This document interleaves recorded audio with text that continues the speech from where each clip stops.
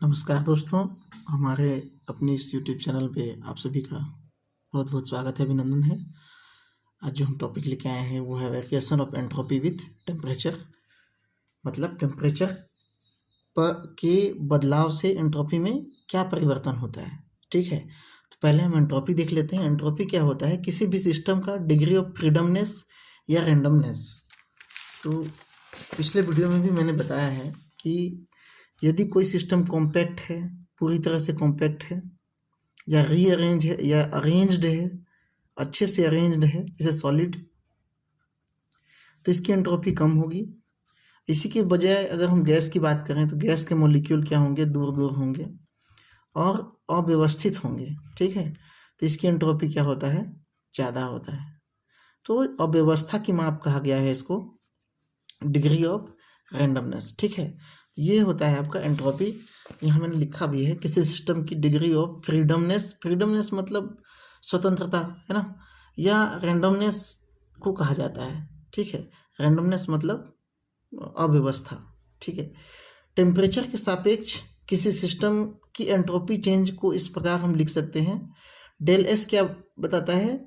Entropy change को बताता है। ठीक है, डेल एस क्या है? एंट्रोपी चेंज को बताता है, जो कि डेल क्यू अपॉन टी के बराबर होता है। मतलब डेल क्यू क्या है? ऊष्मा। ठीक है, टी क्या है? टेम्परेचर। तो इस पर इफेक्ट पड़ता है, उसी का इफेक्ट हमको पढ़ना है। ठीक है, फर्स्ट लॉ ऑफ थर्मोडायनेमिक, पहला नियम आप जानते हैं, E is equal to Q plus W. E की जगह पे कई जगह यू लिखा रहता है, यू भी इंटरनल एनर्जी को दिखाता है, ए भी एनर्जी को ही दिखाता है। ठीक है, तो आप जो चाहो लिख सकते हो। तो E is equal to Q plus W. Delta अगर हम लगा दें इसमें एनर्जी परिवर्तन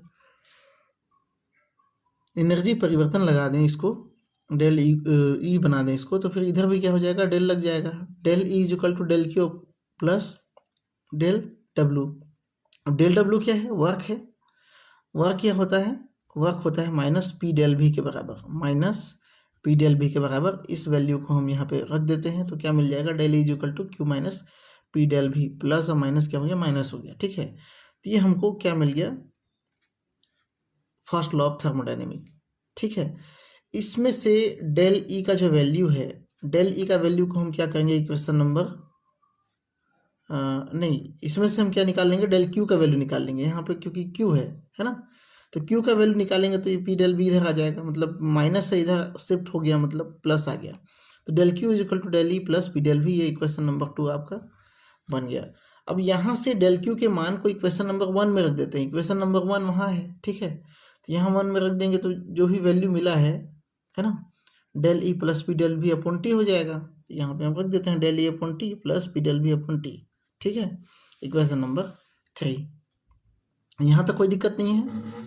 ठीक है, चूंकि हम जानते हैं heat capacity at volume, heat capacity at volume का जो फॉर्मूला होता है वो होता है del E upon del T at constant volume. ठीक है, तो ये वॉल्यूम यहाँ पे कांस्टेंट है। ठीक है, तो डेल ई की वैल्यू यहाँ चूंकि ई है तो फिर हमको डेल ई का वैल्यू निकालना पड़ेगा। तो डेल ई का वैल्यू निकालने के लिए क्या करेंगे? डेल टी को इधर शिफ्ट कर देंगे, यहाँ पे क्या हो जाएगा? मल्टीप्लाई हो जाएगा। डेल ई का वैल्यू हमको क्या मिल गया? Del E is equal to C into del T. अब सी इंटू डेल टी यहाँ पे रखेंगे बाद में। ठीक है, इसी तरह से यहाँ पे पी अपॉन टी भी है। पी अपॉन टी को हम आइडियल गैस से इसका वैल्यू निकाल सकते हैं। आइडियल गैस इक्वेशन जो है होता है P V is equal to N R T. N अगर एक है, एक मोल है, एक मोल मॉलिक्यूल के लिए अगर हम स्टडी करते हैं तो यहाँ पे क्या हो जाएगा? एन का वैल्यू 1 हो जाएगा। तो P V is equal to N R T. N R T, अब इसको भी को इधर शिफ्ट कर देते हैं, टी को इधर शिफ्ट कर देते हैं, तो ये दोनों क्या हो जाएगा? डिनोमिनेटर में चला जाएगा। तो यहाँ पे मिल जाएगा P upon T is equal to R upon V. ठीक है, अब यहाँ पे हम पी अपॉन टी, इसकी जगह पे क्या रख सकते हैं? R upon T, R upon V रख सकते हैं। और सी भी की जगह पे क्या है? Del E upon del T की जगह, डेल ई की जगह पे क्या रख सकते हैं? सी भी इंटू डेल टी रख सकते हैं। तो इक्वेशन नंबर 4 और 5 से पी अपॉन टी एवं डेल ई का वैल्यू इक्वेशन नंबर 3 में रखने पर, इक्वेशन नंबर 3 में रख देते हैं तो क्या हो जाता है? Del S is equal to C V del T upon T plus R upon V into del भी।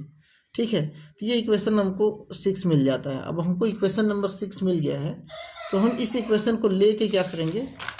दो स्टेट के लिए लागू करेंगे, ठीक है, दो स्टेट के लिए लागू करेंगे। इक्वेशन 6 को इनिशियल और फाइनल स्टेट के लिए लागू करने पर इनिशियल स्टेट को हम स्टेट 1 और इसको 2 मान लेते हैं, ठीक है। तो यहाँ पे क्या हो जाएगा, इसके सापेक्ष क्या करेंगे, हम इंटीग्रेट करेंगे। इंटीग्रेट करना मतलब इसको समाकलन करना, ठीक है। तो डेल एस जो होगा वो उसका इंटीग्रेशन कहाँ से कहाँ तक होगा, S1 से लेके S2 तक। अब यहाँ पे चूंकि टी टर्म है तो टी टेम्परेचर का इंटीग्रेशन कहाँ से होगा, T1 से लेकर T2 तक। वॉल्यूम का इंटीग्रेशन कहाँ पे होगा, V1 से V2 तक। यहाँ पे प्रेशर कांस्टेंट है, इस पूरे टर्म में क्या है, प्रेशर कांस्टेंट है, ठीक है, कांस्टेंट है। अब चाहो तो वॉल्यूम को भी कांस्टेंट रख सकते हो, उस समय यहाँ पे प्रेशर वाला टर्म आ जाएगा, ठीक है, कोई दिक्कत नहीं है। अब इंटीग्रेशन जब करते हैं तो आपको मालूम है कि जो कांस्टेंट टर्म होता है वो इंटीग्रेशन उसका नहीं होता, वो बाहर निकल जाता है। तो जैसे यहाँ पे सी भी है, यहाँ पे आर है, ठीक है, यहाँ पे सी भी हम बाहर निकाल दिए, यहाँ पे आर हम बाहर निकाल दिए, बाकी का इंटीग्रेशन। अब यहाँ पे इंटीग्रेशन जब होता है तो यहाँ पे लॉग, नेचुरल लॉग आ जाता है, और नेचुरल लॉग के बाद में हम क्या करते हैं, फाइनल स्टेट से इनिशियल स्टेट को माइनस कर देते हैं।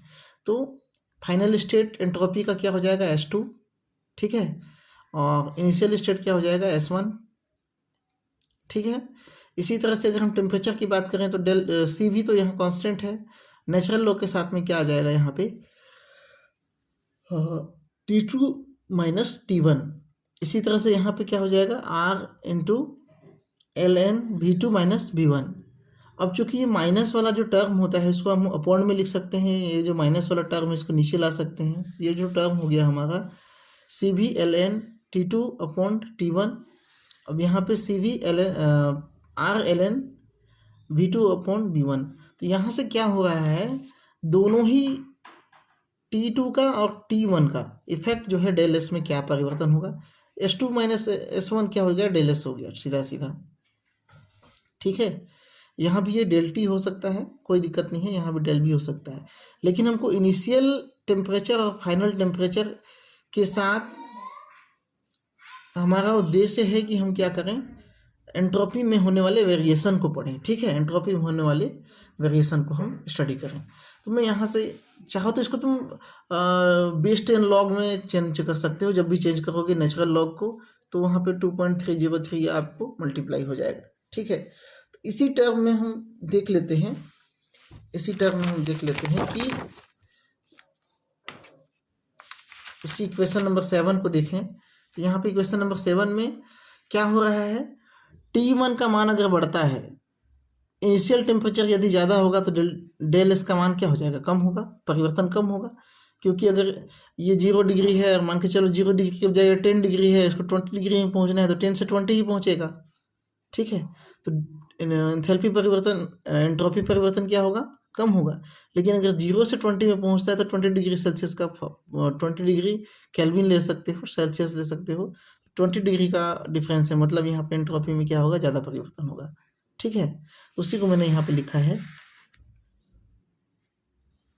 इक्वेशन 7 और 8 से ये स्पष्ट होता है कि जब T1 का वैल्यू बढ़ेगा तो एंट्रोपी चेंज का मान क्या होगा, कम होगा। इसी प्रकार T2 का वैल्यू बढ़ेगा तो एंट्रोपी चेंज क्या होगा, ज़्यादा होगा। तो इसका एक ग्राफ भी लिया हुआ है टेम्परेचर के साथ, ठीक है, टेम्परेचर वेरिएशन के साथ में एंट्रोपी का जो प्रभाव पड़ता है, एंट्रोपी पे जो प्रभाव पड़ता है वो, तो हमको ये एक कर्व मिलता है इस तरह से, ठीक है। और देखो कम टेम्परेचर पे ये स्थिति है, इस टेम्परेचर पे ये स्थिति है। इसी तरह जब हम इंक्रीज कर देते हैं टेम्परेचर को, काफ़ी हाई टेम्परेचर में इंक्रीज कर देते हैं, तो होता क्या है, यहाँ तो नॉर्मली टेम्परेचर बढ़ाने के साथ साथ क्या बढ़ता है, एंट्रोपी का मान जो है बढ़ते जाता है। टेम्परेचर इंक्रीज करने पर एंट्रोपी का मान जनरली बढ़ता ही है, ठीक है, ये कारण भी मैं बताऊँगा आपको। लेकिन हाइयर टेम्परेचर पे क्या हो जाता है, देखो इधर लगभग ग्राफ जो है अब कांस्टेंट होने की स्थिति में आ गया है। हालांकि एकदम कांस्टेंट तो नहीं होगा, लेकिन स्थिति क्या आ गई है, कांस्टेंट होने की स्थिति में। तो यहाँ पे क्या कहा गया है कि हाइयर टेम्परेचर पे एंट्रोपी चेंज लगभग कांस्टेंट हो जाता है, लगभग क्या हो जाता है, कांस्टेंट हो जाता है। अब हम देखते हैं कि एंट्रोपी टेम्परेचर बढ़ाने पे एंट्रोपी बढ़ता क्यों है। आपको मालूम है बर्फ, ठीक है, पानी और भाप। ठीक है, पहले भी मैं इसका एग्जांपल दे चुका हूँ। बर्फ के मॉलिक्यूल क्या होते हैं? अरेंज्ड होते हैं, एक निश्चित पैटर्न में अरेंज होंगे। ठीक है, ठीक है जी। अब पानी कैसा होगा? लिक्विड है, ये ठोस है, ये सॉलिड है, सॉलिड है ये, मतलब इनके बीच में कुछ इंटरेक्शन फोर्स भी होगा जो काम कर रहा होगा, इस तरह से बांधा होगा एक दूसरे मॉलिक्यूल को, वाटर मॉलिक्यूल को। ठीक है, यहाँ घनत्व की बात नहीं की जा रही है, घनत्व अलग ही चीज़ है। ठीक है, तो बर्फ का जो एंट्रोपी है वो क्या है? कम है। एंट्रोपी मतलब डिग्री ऑफ फ्रीडमनेस से फ्री नहीं है, फ्री मूव नहीं कर सकता। लेकिन पानी क्या कर सकता है? फ्री मूव कर सकता है, मतलब यहाँ लेयर लेयर में बह सकता है ये, इस तरह से। ठीक है, नया लेयर इस तरह से ये क्या होता है? बह सकता है। मतलब इसके मॉलिक्यूल क्या होंगे? कम बॉन्डेड होंगे, इस तरह से बॉन्डेड नहीं होंगे, ये अलग अलग लेयर में जो है ये बह सकता है। ठीक है, तो ये कहा जा सकता है कि इसकी एंट्रोपी क्या है? अधिक है। किससे? सॉलिड से। ठीक है, सॉलिड से लिक्विड की एंट्रोपी क्या है? अधिक है। ठीक है, अगर गैस की बात करें तो गैस के मॉलिक्यूल को आप इस तरह से पात्र में भी नहीं रख सकते, वो मॉलिक्यूल इधर उधर जिग जैग मोशन में जो है क्या है? ब्राउनी मूवमेंट आपने पढ़ा है, टिंडल इफेक्ट पढ़ा है। तो ऐसा यहाँ पे मॉलिक्यूल दिखेगा तो है नहीं, लेकिन वो रैंडमली मूव करते रहते हैं, मतलब फ्री अवस्था में मूव करते हैं। यहाँ पे फोर्स नहीं होता, अट्रैक्शन फोर्स नहीं हो सकता, नहीं होता है। अट्रैक्शन फोर्स बहुत कम होता है, कह सकते हो। ठीक है, बहुत कम होता है। तो यहाँ पे इनको फ्री मूव करने का लाइसेंस मिल जाता है, मतलब एंट्रोपी का मान क्या हो जाता है? काफ़ी हाई हो जाता है। यहाँ पे एंट्रोपी का मान क्या हो जाता है? काफ़ी हाई हो जाता है। ठीक है, तो इस चेंजेस को आप एक प्रैक्टिकल से भी समझ सकते हो कि अगर जब हम किसी लिक्विड को कांस्टेंट प्रेशर में, है ना, कांस्टेंट प्रेशर मतलब प्रेशर अगर यहाँ पे 1 atm है इस लिक्विड में, तो यहाँ पे भी अब यहाँ पे टेम्परेचर देते हैं। ठीक है, टेम्परेचर देते हैं तो आपने देखा होगा कि लिक्विड्स में क्या होता है? प्रसार होता है, मतलब इसका जो एरिया यहाँ था वो एरिया कहाँ हो जाएगा? यहाँ बढ़ जाएगा। चलिए यहाँ बढ़ा देते हैं। ठीक है, प्रेशर उतना ही है, 1 atm प्रेशर है। यहाँ भी क्या होगा? 1 atm प्रेशर, मतलब यहाँ पे जो पिस्टन लगा हुआ है वो फ्री मूव कर सकता है ऊपर नीचे। ठीक है, यहाँ पे पिस्टन लगा देते हैं, ये भी फ्री मूव कर सकता है, इसका कोई स्पेशल फोर्स यहाँ पे नहीं लगता। जो 1 atm प्रेशर है वही लग रहा है, यहाँ भी 1 atm प्रेशर है वही लग रहा है। ठीक है, तो यहाँ पे क्या हुआ? यहाँ से यहाँ तक इसके वॉल्यूम में वृद्धि हुई, वॉल्यूम में वृद्धि हुई। वॉल्यूम में वृद्धि कब होगी? जब मॉलिक्यूल दूर दूर जाएंगे। यहाँ मॉलिक्यूल क्या थे? पास पास थे। ठीक है, तो ये मॉलिक्यूल दूर दूर जाने का मतलब क्या हुआ? इनका जो डिग्री ऑफ फ्रीडमनेस वो क्या हो गया? बढ़ गया। ठीक है, डिग्री ऑफ फ्रीडमनेस बढ़ गया, मतलब आप यहाँ से भी स्पष्ट, प्रैक्टिकली भी स्पष्ट कर सकते हो कि टेम्परेचर बढ़ाने पे एंट्रोपी का मान बढ़ता है। ठीक है, डिग्री ऑफ फ्रीडमनेस बढ़ता है।